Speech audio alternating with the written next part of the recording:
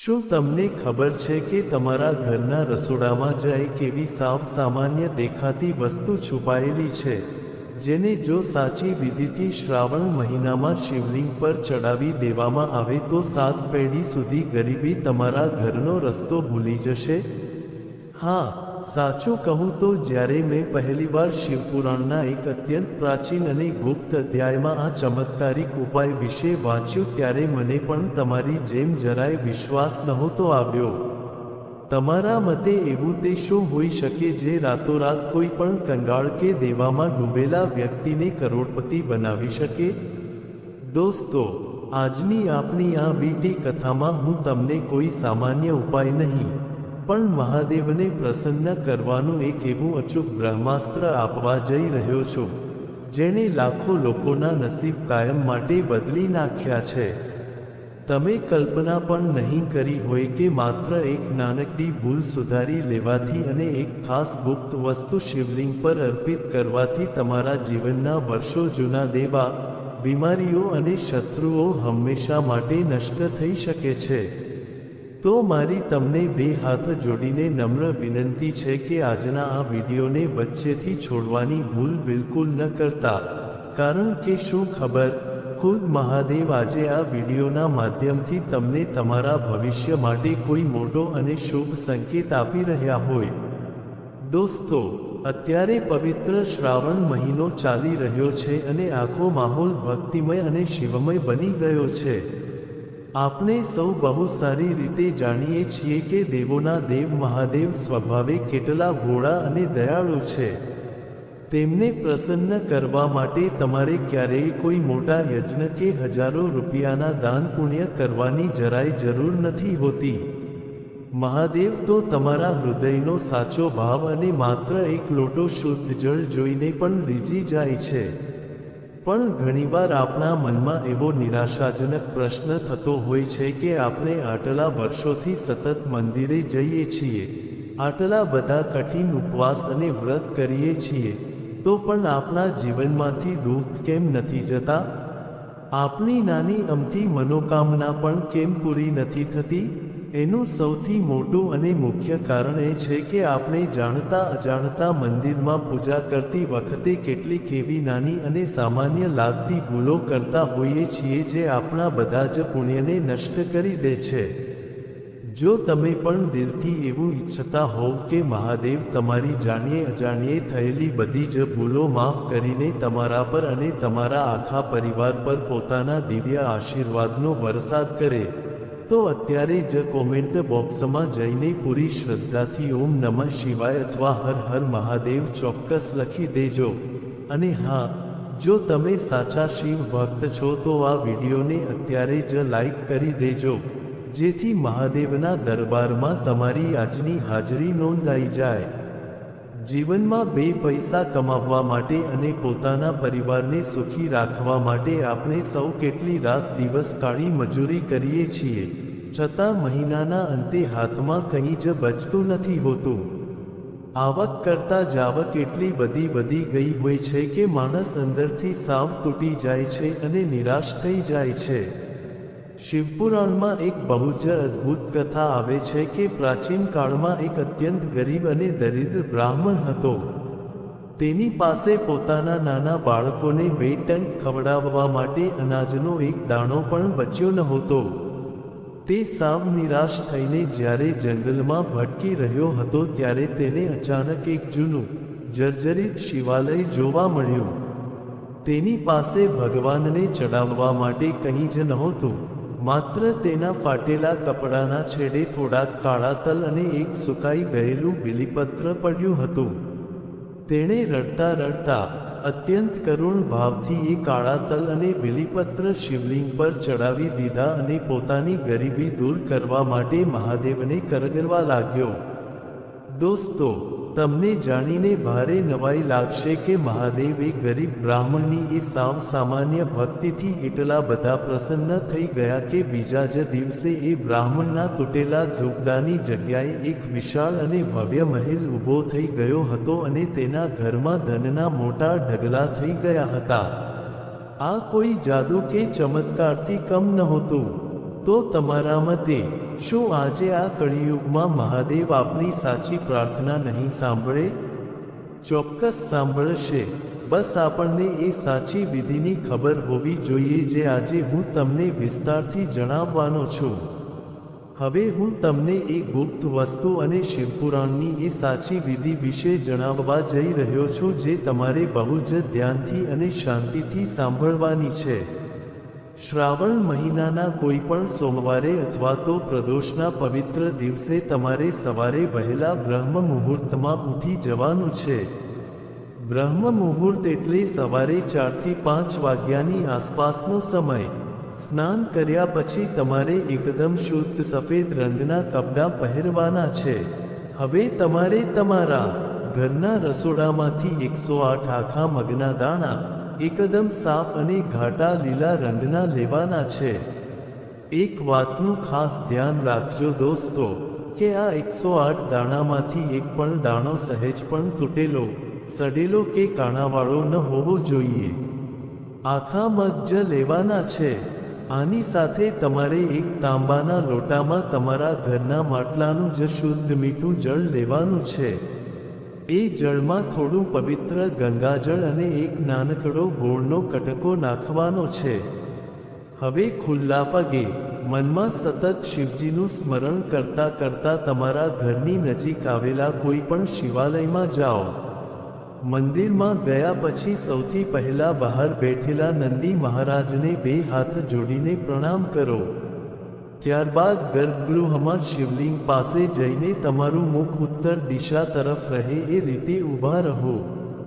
શું તમે ક્યારેય વિચાર્યું છે કે આ ઉત્તર દિશા જ કેમ?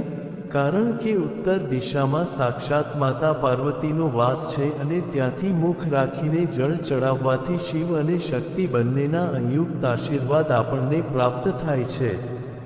મુખ ઉત્તર દિશા તરફ રાખ્યા પછી સૌથી પહેલા તમારે પેલા લોટાનું ગોળ મિશ્રિત મીઠું જળ ધીરે ધીરે એકદમ પાતળી ધારથી શિવલિંગ પર અર્પિત કરવાનું છે. જળની ધાર ક્યાંય તૂટવી ન જોઈએ.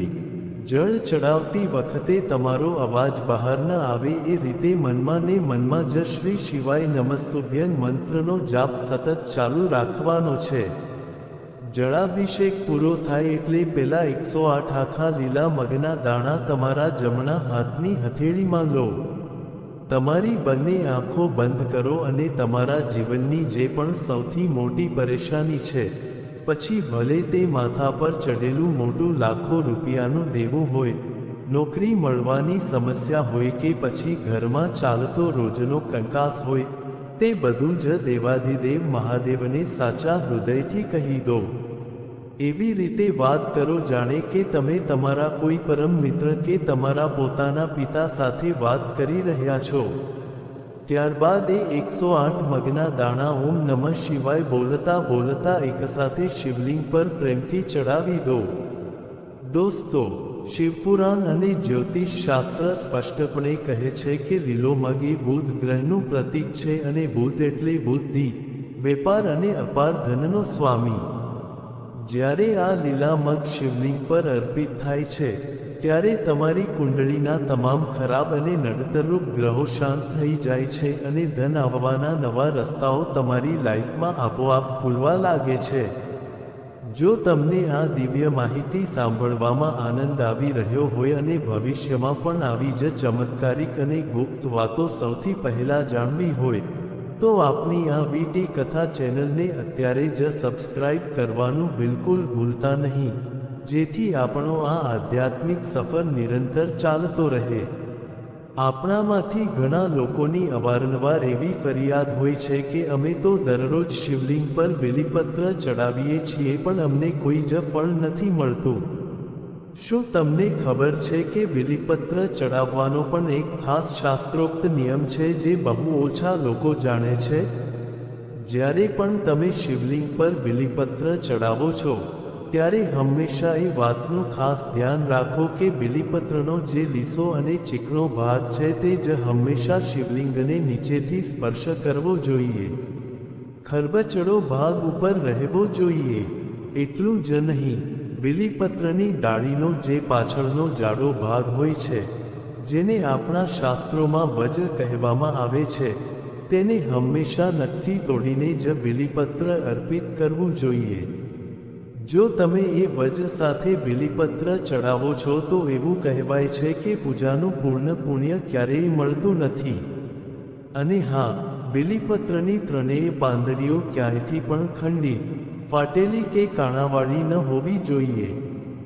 જો તમે શ્રાવણ મહિનામાં સોમવારના દિવસે 11 આખા બીલીપત્ર પર શુદ્ધ લાલ ચંદનથી ઓમ નમઃ શિવાય અથવા રામ રામ લખીને મહાદેવને અર્પણ કરો છો, તો દુનિયાની એવી કોઈ તાકાત નથી જે તમારી મોટી મનોકામના પૂરી થતાં રોકી શકે. આ બધી બહુ નાની નાની વાતો જ આપની ભક્તિને સિદ્ધ કરે છે, અને એટલે જ હું તમને વારંવાર કહું છું કે તમારી પૂજા ભલે નાની હોય કે સમય ઓછો હોય, પણ તેની રીત એકદમ સાચી અને પવિત્ર હોવી જોઈએ. આ તો થઈ ધન અને સમૃદ્ધિની વાત, પણ જો તમારા ઘરમાં લાંબા સમયથી કોઈ બીમારીઓ પડાવ નાખીને બેઠી હોય, ઘરનો કોઈ સભ્ય વારંવાર બીમાર પડતો હોય અને મોટા મોટા ડૉક્ટરની મોંઘી દવાઓ પણ કામ ન આવતી હોય, તો મહાદેવ પાસે એનો પણ એક અત્યંત અદ્ભુત ઈલાજ છે. શ્રાવણ મહિનામાં ગાયના કાચા દૂધમાં થોડા કાળા તલ નાખીને જો શિવલિંગ પર તેનો સતત 7 દિવસ સુધી અભિષેક કરવામાં આવે, તો મોટીથી મોટી શારીરિક વ્યાધિઓ અને માનસિક બીમારીઓ પણ ગાયબ થઈ જાય છે. કાળા તલ ભગવાન શિવને ખૂબ જ પ્રિય છે અને તે અર્પિત કરવાથી શનિદેવના પ્રકોપને પણ તુરંત શાંત કરી શકાય છે. બીજી તરફ, જો તમારા જીવનમાં શત્રુઓ ખૂબ વધી ગયા હોય, કોઈ વ્યક્તિ તમને સતત હેરાન પરેશાન કરી રહ્યું હોય કે પછી તમારા ચાલતા વેપારમાં કોઈએ ખરાબ નજર લગાડી દીધી હોય, તો શ્રાવણના સોમવારે એક કાળા કપડામાં થોડી કાળી મરી બાંધીને શિવલિંગ પર અર્પિત કરી દો. મહાદેવની અપાર કૃપાથી તમારા બધા જ ગુપ્ત અને ખુલ્લા વિરોધીઓ શાંત થઈ જશે અને કોઈ તમારો વાળ પણ વાંકો નહીં કરી શકે. તમે માત્ર વિચાર તો કરો દોસ્તો, આપણા સનાતન ધર્મના શાસ્ત્રોમાં કેવી દિવ્ય અને સચોટ માહિતી છુપાયેલી છે, જે આપણે આજની આ આધુનિક અને ભાગદોડ ભરી જિંદગીમાં સાવ ભૂલી જ ગયા છીએ. હવે જતાં જતાં એક બીજી સૌથી અગત્યની વાત, જે તમારે જિંદગીમાં ક્યારેય નથી ભૂલવાની. ભગવાન શિવની પૂજામાં કેટલીક વસ્તુઓ ભૂલથી પણ ક્યારેય નથી વપરાતી. શું તમને ખબર છે કે શિવલિંગ પર ક્યારેય પણ ભૂલથી તુલસીનું પાન નથી ચડાવવામાં આવતું? પૌરાણિક કથા અનુસાર જલંધર નામના રાક્ષસની પત્ની વૃંદાના કઠોર શ્રાપને કારણે શિવ પૂજામાં તુલસી સખત વર્જિત છે. આ ઉપરાંત કેતકીનું ફૂલ પણ મહાદેવને ક્યારેય નથી ચડાવવામાં આવતું, કારણ કે તેણે બ્રહ્માજીના અસત્ય વચનમાં તેમનો સાથ આપ્યો હતો. શિવલિંગ પર જળાભિષેક કરતી વખતે ક્યારેય પણ શંખનો ઉપયોગ નથી કરવામાં આવતો, કારણ કે ભોળાનાથે શંખચૂડ નામના અત્યાચારી રાક્ષસનો વધ કર્યો હતો. તેમજ શિવલિંગ પર કંકુ કે સિંદૂર પણ ક્યારેય નથી ચડાવાતું, કારણ કે તે સ્ત્રીઓનો શણગાર માનવામાં આવે છે અને આપણા મહાદેવ તો સંપૂર્ણ વૈરાગી છે. તેમને તો બસ સ્મશાનની ભસ્મ અને શીતળ ચંદનનો લેપ જ અતિ પ્રિય છે. જો તમે માત્ર આટલી નાની બાબતોનું ધ્યાન રાખીને પૂરા ભાવથી પૂજા કરશો, તો તમારી વર્ષોની તપસ્યાનું ફળ તમને માત્ર થોડા દિવસોમાં જ જોવા મળી જશે. દોસ્તો, મારું બસ એ જ દ્રઢ માનવું છે કે જ્યારે આખી દુનિયા તમારી સામે પોતાની પીઠ ફેરવી લે, જ્યારે સગા સંબંધીઓ સાથ છોડી દે અને જ્યારે તમને એવું લાગે કે હવે જીવનમાં આગળ વધવાનો કોઈ જ રસ્તો નથી બચ્યો, ત્યારે બસ એકવાર સાચા હૃદયથી ભોળાનાથના શરણે જતા રહેજો. એ મહાદેવ ક્યારેય પોતાના સાચા ભક્તને નિરાશ નથી કરતા. શ્રાવણનો આ પવિત્ર મહિનો એ દિવ્ય સમય છે જ્યારે મહાદેવ માતા પાર્વતી સાથે પૃથ્વી પર ભ્રમણ કરતા હોય છે અને પોતાના ભક્તોના દુઃખ દૂર કરવા અત્યંત આતુર હોય છે. તો મેં તમને વિડીયોમાં જે પણ ઉપાય જણાવ્યો છે તે પૂરી શ્રદ્ધા અને અતૂટ વિશ્વાસથી કરજો. મારો મહાદેવ તમારો બેડો પાર ચોક્કસ કરી દેશે. તમારા ઘરમાં એટલી ખુશીઓ આવશે જેની તમે સ્વપ્નમાં પણ કલ્પના નહીં કરી હોય. આ વિડિયો તમને કેવો લાગ્યો તે મને નીચે કોમેન્ટ કરીને જરૂરથી જણાવજો અને કોમેન્ટમાં હર હર મહાદેવ લખવાનું બિલકુલ ના ભૂલતા. જો તમને આજની આ વીટી કથા ખરેખર પસંદ આવી હોય તો વિડીયોને એક લાઈક ચોક્કસ કરજો. તમારા બધા જ મિત્રો અને પરિવારજનોના વોટ્સએપ ગ્રુપમાં આ વિડીયો શેર કરજો જેથી તેમને પણ આ ગુપ્ત જ્ઞાનનો લાભ મળે અને આપણી ચેનલને સબસ્ક્રાઇબ કરવાનું ચૂકતા નહીં. ફરી મળીશું આવી જ એક અદ્ભુત, રોમાંચક અને ચમત્કારિક કથા સાથે. ત્યાં સુધી મારા સૌ વહાલા દર્શકોને દિલથી હર હર મહાદેવ.